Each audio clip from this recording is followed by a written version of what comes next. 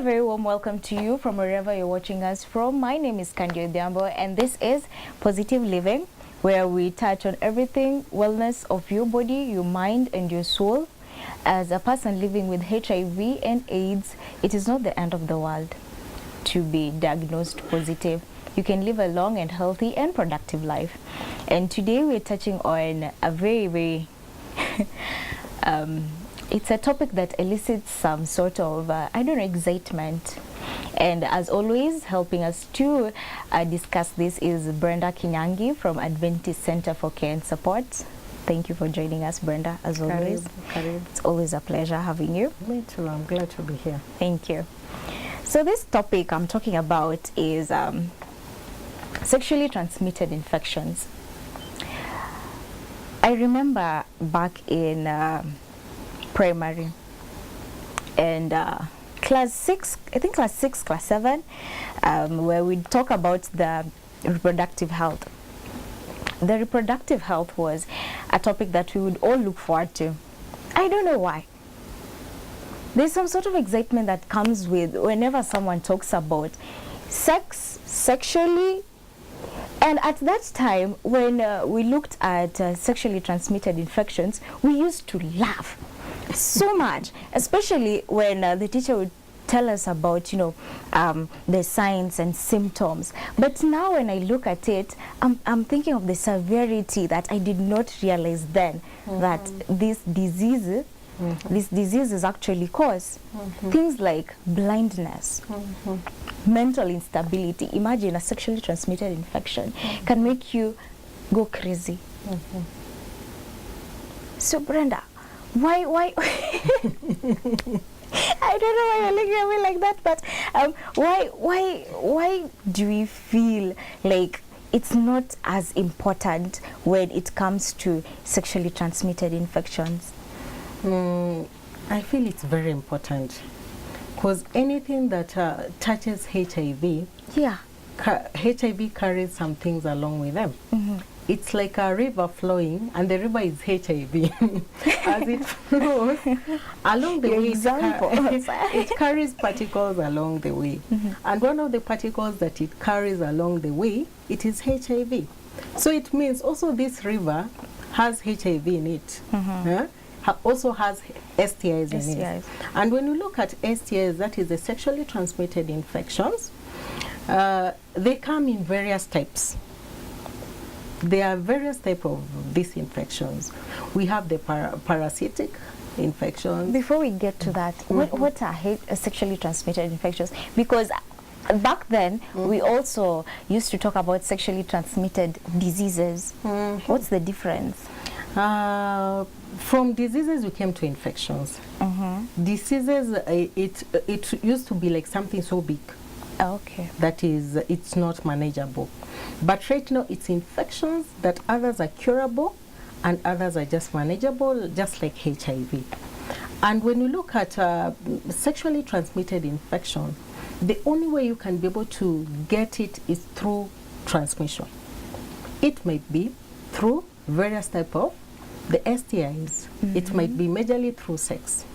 You might have sex with somebody who already has an STI, and they infect you with the kind of STI they have, because there are so many STIs. We have the parasitic, we have the bacterial STIs, and we have the viral STIs. So it depends on where particularly you've been able to get the HIV, the STI infection from. So basically you can be able to categorize you if the STI is curable, and the causes that it can be able to result. Does that mean there's some STIs that are not curable? They are manageable. Just like HIV. Just like HIV, it's manageable. So long as you accept that I have it, then you adhere to the act itself, and you move on with life. What are some of these infections? When you look at the parasitic, the STI, the parasitic STIs, we have like scabies. Scabies. Yes, that's one of the Today we're going to learn some words that you'll have to explain. They are parasites, and you know where scabies come from. Where? Have you ever heard of somebody who has scabies? I've never even heard of scabies. So scabies are there. They're parasites that usually come. They can even come from animals. What? Yes. What animals? They can be able to come. Oh, animals? Yes. That reminds me, there's this very cute animal that causes an STI. It's a very, what's koala? Koala. Yeah, they're very cute animals. And very small. And very small. But they cause STIs. Chlamydia, I think, chlamydia. You know, I was thinking an animal can cause a sexually transmitted infection. It was just out of this world for me. But now at least I know there is another one. There is scabies. Yeah, and we also have the pubic lice, whereby it actually attacks the pubic area where there's hair. Wow. If you don't, hygienically, mostly it's just about cleanliness. When you look at parasitic infection, okay. If hygienically you are not clean, especially in your private area, whereby we get the pubic hairs, you can get pubic lice. Oh, wow. The same that gets somebody in the head. But now pubic. Yes, and they are there walking and living and making houses there and celebrating. How many showers do I have to miss to contract that? Get serious. We just I'll be able to tell the viewers just to maintain cleanness at a very high level, especially when you look at our organs, our private parts. You know, children, when you sing with children, where your private parts, you know all the private parts where they are and where their hairs. Please try to make it clean. Some of us prefer usually shaving the place. If it works well for you, kudos. If it doesn't, please, somebody just need to maintain cleanliness to avoid these parasitic infections of STIs. This is interesting. Another one, we have the bacterial infections. It's part of STIs, whereby we have chlamydia, what you're talking about. Oh, yes. I was very shocked by that. And it affects, you know, mostly women. Chlamydia? Yes. Also, there are infections that mostly affect women and mostly affect men. Very true. So does that mean that mostly who are prone to it, they are women? Women? Yeah. Why is that? Women, we are so prone to these infections depending on how our organ is. You know, men's organ is usually up in the system. When you look at the track system of the organ, the men's system, their organ is usually up, and most of it is inside. But ours, ladies, is usually lower. So it's prone to infection, bacteria. Wow. Yes. Wow. Parasitic. So you really need, as a woman, really needs to maintain high hygienic level to avoid all this. Then we have gonorrhea, whereby it comes with its own conditions. The way you are saying that when you started off, you say that can cause blindness. Yeah. Gonorrhea. Yes. If not treated early, keep on assuming, cause blindness. Another time, even the organs cut off by themselves, a man's organ, and falls off. And but at what point does that happen?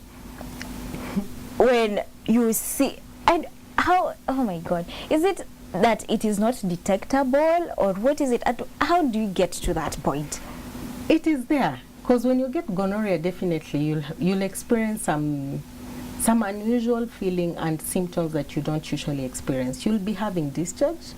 For a woman, they may not really know as early as possible that they have gonorrhea, because they might be thinking it's a normal discharge. Unless the women are being empowered and being told, when you have such kind of a discharge, no, this is bad news, I need to go and get treatment. If my discharge has a foul smell and keeps on going for quite a period of time, I need to go and get some help. Just hold on to that thought. I think let's just reverse, go back to the bacterial infections, whereby we have gonorrhea. Let's just continue before we get to the signs and symptoms later on. So when you look at gonorrhea, mostly it's pus. Usually oozes out from your private part, and this person needs to be treated. Okay. Really needs to be treated.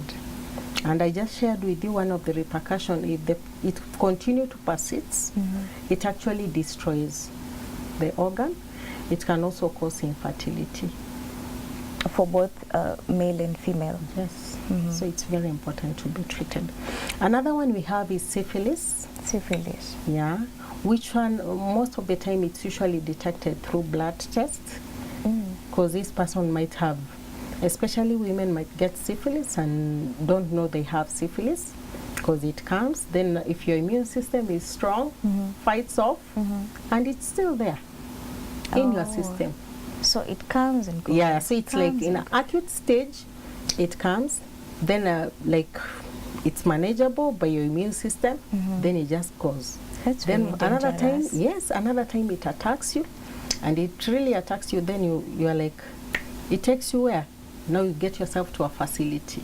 When you go to the facility, that is the time that you realize, and you are being told through the diagnosis that right now, my sister, you have syphilis. My brother, you have syphilis, and you need to be treated. But the goodness with all of this, all of them are curable. And manageable. Manageable. The so it's not the end bacterial. of, yes, it's not the end of it all. So long, but I'd just like to encourage viewers, any person who has either scabies, has pubic lice, has gonorrhea, has syphilis, has chlamydia, it's very important to go for treatment as early as possible to avoid it to getting into a chronic stage. And since we're always talking about HIV, I mean, that is the major thing, and it's caused by a virus. Are there other viral infections? Yes, they are there, and one of it is HIV. One of it is HIV. Then we have the herpes. We have different kind of herpes, and then we have the HPV, which is called papillovirus, which mostly is related to cancer, or Kaposi sarcoma, which is actually related to cancer. And these three, mostly they are not curable. They are not curable, but they are manageable. We don't want our viewers back at home to get sad about this, but it's something that when it's known earlier, it's manageable, and you live a normal and healthy life, rather than for you to assume you continue thinking that this herpes is just a normal scratch that I've been having, so you assume it's okay, yet it's something that is growing and growing and growing every day, and it brings you down. Even your immune system becomes low. And most of these viral infections, as I have learned, they're related. They sort of have a relationship with cancer. How is that? When you look at viral infection, what usually gets really affected in the system, it is the immune system. Oh, okay. It is the immune system. If the immune system actually gets infection, if your immune system gets infection, what will usually happen, it's not as strong as before. It cannot fight diseases. And when it becomes so weak, it means you are prone to so many infections. And God forbid, by bad luck, you happen also to have cancer. Might be cancer of the cervix, might be cancer of the skin, might be cancer of, there are different types of cancer. So when the cancer is there, it means again it's a viral infection. So you have HIV itself, and also you have HPV itself in your system. But all of them are manageable. I don't want to scare anyone that this is their end of life. Thank you for that comment. Yeah, I don't want to scare anyone. Please just feel encouraged. It's good to know as early as possible, so that you can be able to get the best treatment. Yeah, thank you so much for that comment. And dear viewers, you've heard it. This is just the beginning. This is just the touch of it. We're going for a short break. Do remember to always interact with us on our social media pages. That is on Twitter at Hope_Kenya, on Facebook Hope Channel Kenya. Do also text us via the line running down your screen right this minute. When you come back from the break, we'll talk more about how sexually transmitted infections relate to HIV. Stay tuned.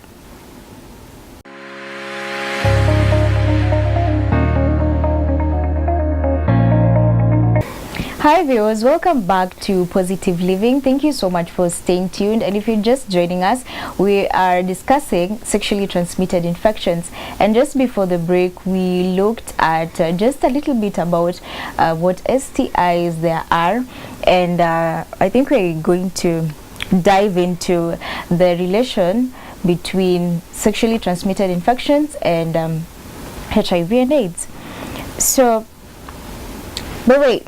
Before we dive into that, let's stay on the sidelines for a minute and just explore some signs and symptoms of these STIs. I know you've touched a little on them, but just generalize the major ones that you can find in almost each and every one. Maybe how can somebody be able to assess themselves if I have an STI? You might be having lower abdominal pains. That is just one of the symptoms somebody might go through. You might be having headaches, which come and go, which you can decide. Just normal things. Yes, which you can decide. I take a painkiller, but it becomes consistent. So it's a wake-up call for you just to seek help. Then you have lower back pains or just back pains. That's another thing. Also, you have frequent urination. You see, like this is not normal. I keep on doing it. And it doesn't stop somebody from taking water. You know, anytime you go to the washroom and you help yourself, you need to check on your urine. Okay. Yes. You know, some people say, oh, I'm already done. What's the need to look behind and see what's there? I don't want to see that. You need to check on your urine. And when you are there, you can be able to... It's important. To smell. You know that, hey, this urine doesn't smell right. What urine smells right? You might be able to know your own urine. You smell... you go to the washroom. And you go to the washroom. You visit there. You have your urine. You look at the urine. If it's yellow, it means you're not taking enough water. Yes. Okay. So you need to take water. If you're taking a lot of water, your urine will be as clear as water. So it shows you're good to go. Yeah. But if you keep on also going to the washroom and you're having this urine and you're taking a lot of water and there's some pain associated with it, like some burning sensation, it also calls for you to know that it might be an infection and you need to go for treatment or for checkup. Another one that I've said is the lower abdominal pains. Some of us ladies might be assuming like it's one of those days, that time of the month, but it might not be that time of the month.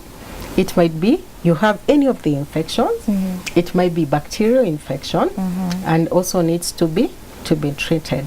And also just like to encourage ladies who are watching right now that some of these STIs as ladies we get, some of them are not related to having sexual contact with somebody. Yes. It might be hygienically. Okay. Hygienically, that's right. Women are more. You just say women are more prone to these infections. Yes. Hygienically, you're not keeping yourself clean. You have an STI, and you're not sexually active. It can happen.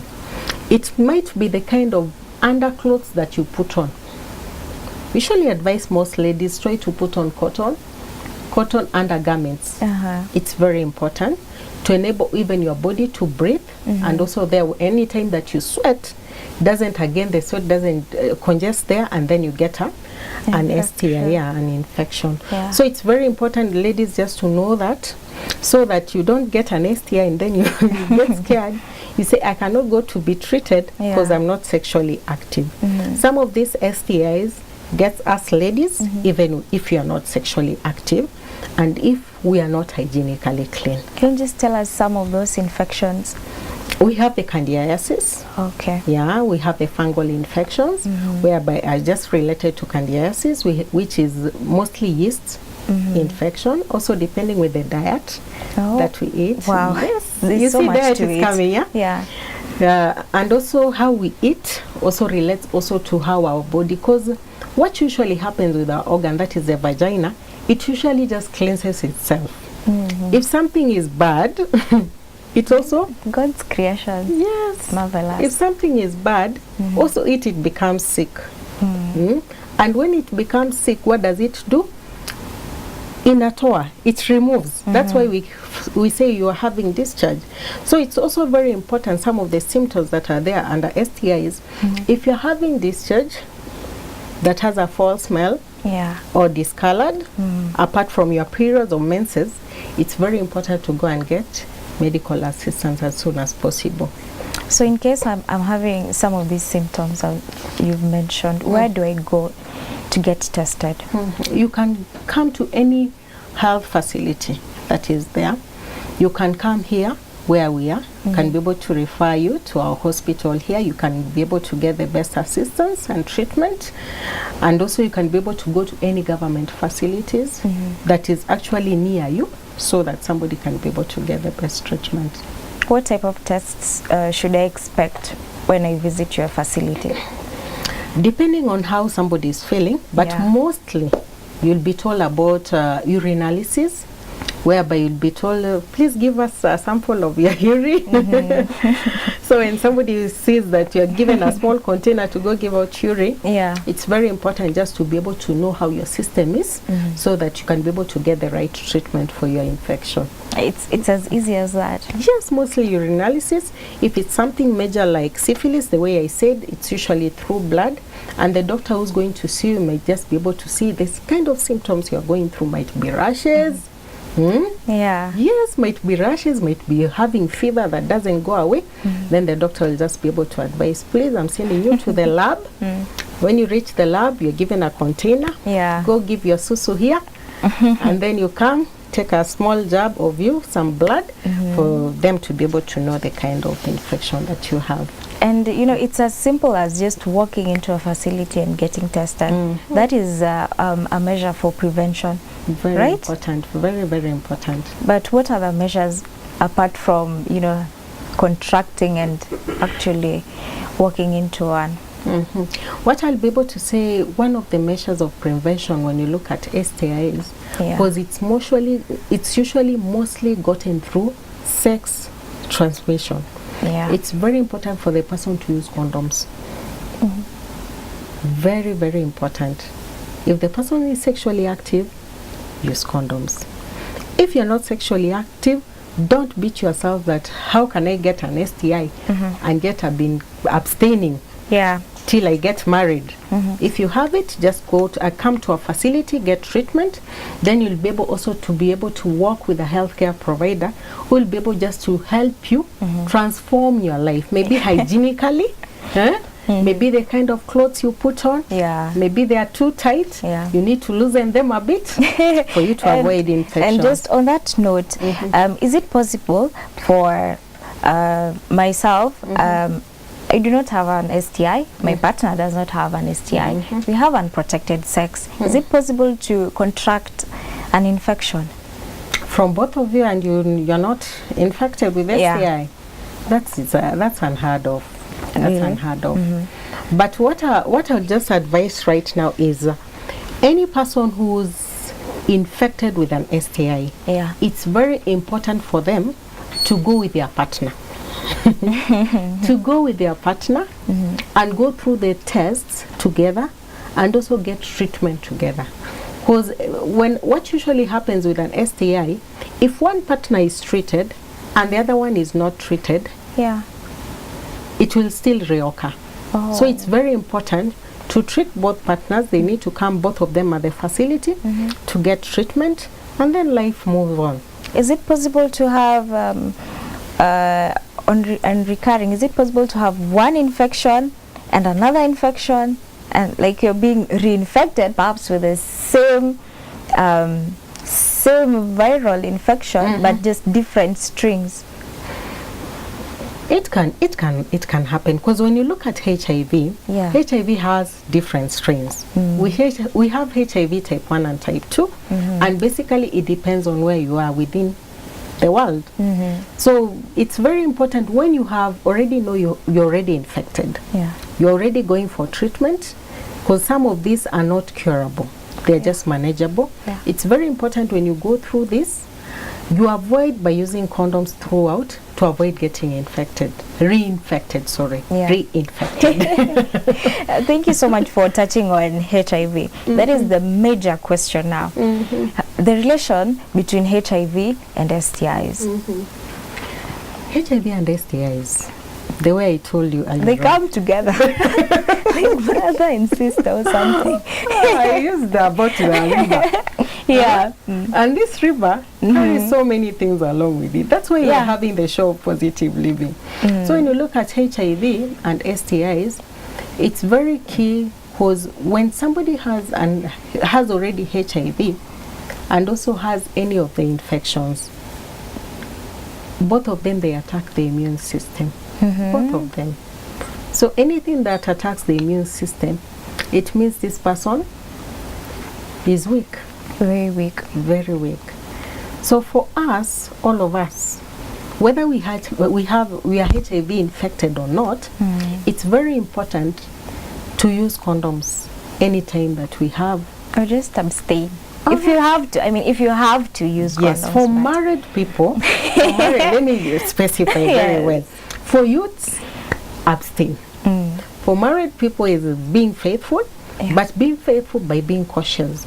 You don't be faithful by somebody whom you don't know their HIV status. You don't assume because your wife goes to the clinic each and every time that you're having a baby and comes and tell you back at home that she's negative. You're thinking that you're also negative. We don't want that assumption.